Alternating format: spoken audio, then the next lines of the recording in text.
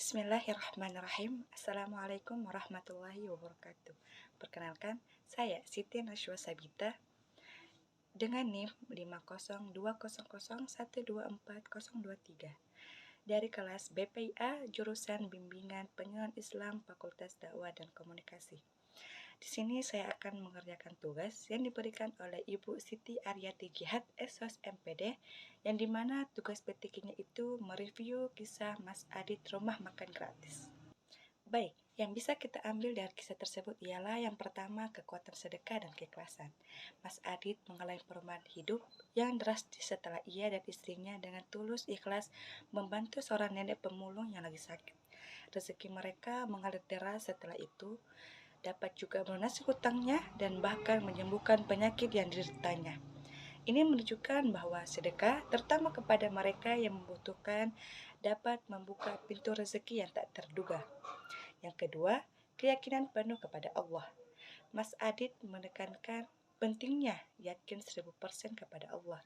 Ia percaya bahwa Allah adalah Maha Kaya, Maha Adil dan Maha Hebat, serta mampu menyembuhkan penyakit dan menyelesaikan segala urusannya. Keyakinan ini menjadi modal utamanya dalam menjalankan rumah makan gratis.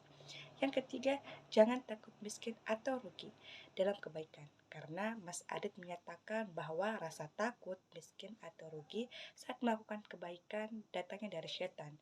Ia mengajak untuk tidak ragu berbuat baik karena Allah adalah Zat yang Maha Kaya. Yang keempat, pentingnya berbagi dan memberi manfaat. Mas Adit mengutip hadis yang dimana yang berbunyi khairun nas anfa'uhum linnas, yang artinya sebaik-baik manusia adalah yang paling bermanfaat bagi manusia.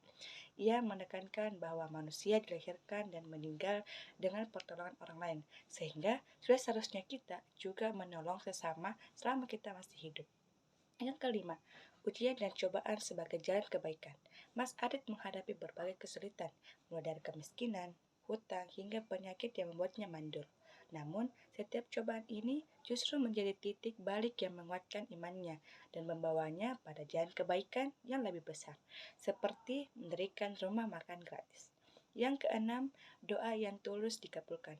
Mas Adit menceritakan bagaimana doa-doanya yang tulus, seperti meminta istri yang cantik dan soleha, serta kesembuhan dari penyakitnya, dikabulkan oleh Allah dengan cara yang sangat luar biasa. Adapun ayat yang menjadi pegangan utama Mas Adit yang pada surah Al-Baqarah ayat 261 yang berbunyi masalul ladzina yunfikuna amwaluhum fi sabilillahi kamathali habbatin ambatat sab'a sanabila fi kulli sumbulatin mi'atu habba wallahu yudhayyifu liman yasha wallahu wasi'un alim. Ya, sebagaimana artinya perumpamaan nafkah yang dikeluarkan oleh orang-orang yang menafkahkan hartanya di jalan Allah adalah serupa dengan sebutir benih yang menumbuhkan 7 bulir. Pada setiap bulir 100 biji. Allah melipat gandakan ganjaran bagi siapa yang Dia kehendaki. Dan Allah Maha luas lagi Maha mengetahui. Ayat ini menjadi dasar keyakinannya bahwa sedekah akan dilipat gandakan pahalanya oleh Allah, bahkan hingga 700 kali lipat. Dan ini menjadi motivasi Mas Adit untuk terus berinfak dan tanpa rasa takut berbagi dan tanpa rasa takut kekurangan. Baik, cukup sekian dari saya. Wassalamualaikum warahmatullahi wabarakatuh. Bismillahirrahmanirrahim. Assalamualaikum warahmatullahi wabarakatuh. Perkenalkan, saya Siti Najwa Sabita dengan NIM 50200124023 dari kelas BPIA jurusan Bimbingan Penyuluhan Islam Fakultas Dakwah dan Komunikasi. Di sini saya akan mengerjakan tugas final yang diberikan oleh Ibu Siti Aryati Jihad SOS MPD, yang dimana tugas finalnya itu mereview kisah, dan di sini saya akan mengambil kisah bagaimana orang tua Kailah dan Kailah menghadapi cobaan dari Allah. Baik, yang pertama adalah menerima takdir Allah dengan ikhlas. Dalam kisah tersebut menunjukkan bagaimana Bunda Kailah pada awalnya merasa sedih, kecewa, dan bahkan marah atas kondisi Kailah yang terlahir tunanetra. Namun seiring waktu berjalan, ia menyadari bahwa ini adalah anugerah dan keistimewaan dari Allah. Hal ini mengajarkan kita untuk menerima takdir Allah dengan ikhlas, karena rencananya selalu yang terbaik, meskipun terkadang tidak sesuai dengan apa yang kita harapkan dari awal. Yang kedua, tidak ada ciptaan Allah yang sia-sia. Kaila sendiri mengungkapkan bahwa Allah mencabut penglihatannya karena tidak ada ciptaan Allah yang sia-sia. Kekurangan fisik Kaila justru menjadi kelebihan yang luar biasa, bahkan membawanya menjadi seorang penghafal Al-Quran dan dapat mengangkat derajat keluarganya. Ini adalah pengingat bahwa setiap individu memiliki keistimewaan dan potensi yang diberikan oleh Allah. Yang ketiga adalah Al-Quran sebagai cahaya dan sahabat. Kaila merasa bahwa hatinya hampa, sepi, dan gelap jika tidak membaca Al-Quran. Al-Quran telah menjadi sahabat dan prioritas utamanya. Ini memotivasi kita untuk menjadikan Al-Quran sebagai bagian tak terpisahkan dari hidup kita, karena ia membawa kedamaian, ketentraman, dan bahkan keberkahan.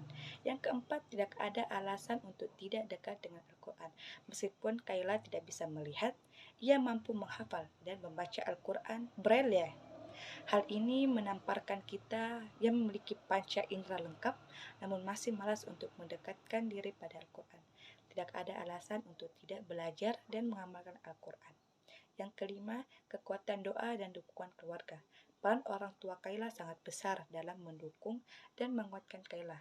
Bunda Kaila selalu mengingatkan Kaila untuk menjadi anak solehah dan penolong keluarga di akhirat kelak. Ini menunjukkan pentingnya dukungan keluarga dan doa dalam menghadapi ujian dan meraih impian. Dan yang keenam, mewujudkan impian untuk kebaikan umat. Cita-cita Kaila untuk membangun pondok pesantren Tahfiz Tunanetra Putri pertama di Indonesia adalah inspirasi yang sangat luar biasa.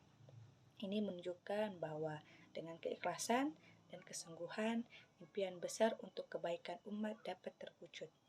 Adapun ayat yang bisa menjadi pegangan Kaila, yaitu pegangan yang bisa menguatkan dirinya saat menghadapi perkataan yang tidak menyenangkan dari orang lain pada surah Al-Baqarah yang berbunyi Innallaha ma'as sabirin.